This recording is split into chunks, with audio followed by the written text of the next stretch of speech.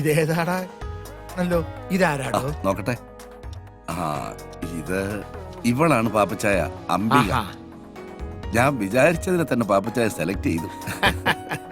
ഇവളുടെ ഭർത്താവൻ ഗൾഫിലാ. വീട്ടിൽ അടയിരുന്ന് മടുത്തു. ഞാൻ നേരത്തെ മുതലേ പാപ്പച്ചായന് വേണ്ടി കണ്ടുവച്ചിരുന്നതാ. ഇവൾ എന്റെ നമ്പർ തേടി പിടിച്ചു വിളിച്ചു.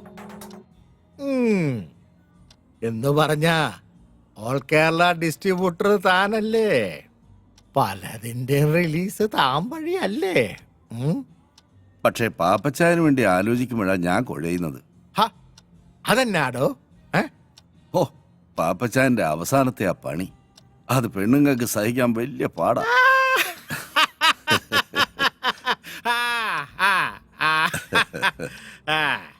ഒരുമാതിരി അവളുമാര് സഹിക്കുകയല്ല.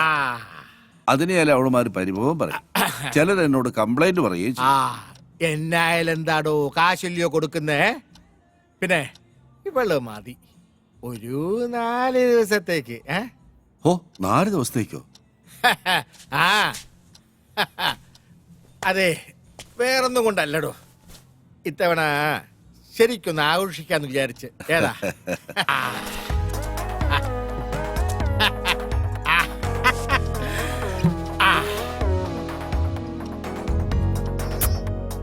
ഓ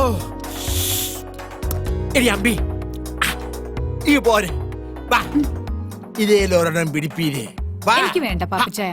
വാടി. എന്നിട്ട് മൊത്തം പ്ലാനതാ? ഏയ്, ഒന്നുമില്ല. വേണ്ടേ?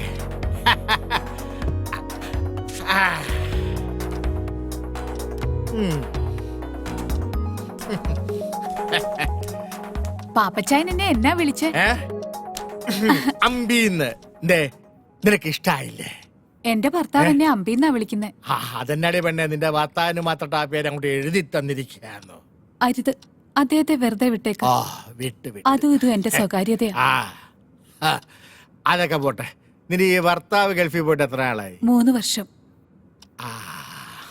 ശ്രീധരൻ ചേട്ടൻ നിർബന്ധിച്ചപ്പോ ഞാൻ തെറ്റി ശരി നോക്കിയില്ല.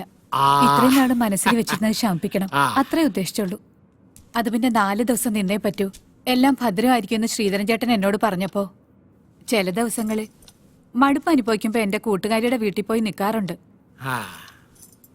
അങ്ങനെ ഒരു കള്ള എന്റെ ഭർത്താവിന്റെ അമ്മയോട് പറഞ്ഞു.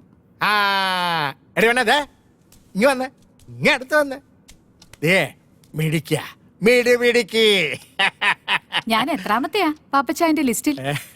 ഇതിന്റെയൊക്കെ ലിസ്റ്റ് ആര് നോക്കുന്നു? കള്ള. നീ അപ്പൊ പോയല്ലേ? അതെ, ഉച്ചയ്ക്ക് മുന്നേ വീട്ടിലെത്തണം, അല്ലെങ്കിൽ ഞാൻ പാപ്പച്ചായന്റെ കൂടെ വരേണ്ടി വരും.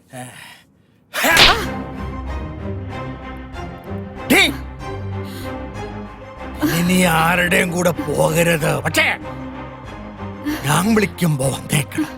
പാപ്പച്ചായ, അച്ചായ കുച്ചായ ഓടി.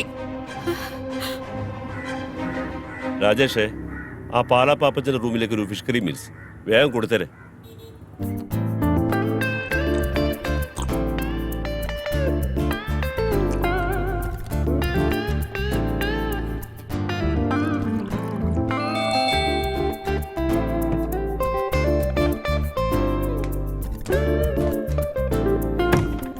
ആ ചേട്ടനാ, വാ ഓരോന്നൊഴിക്കട്ടെ. തുടങ്ങിയോ?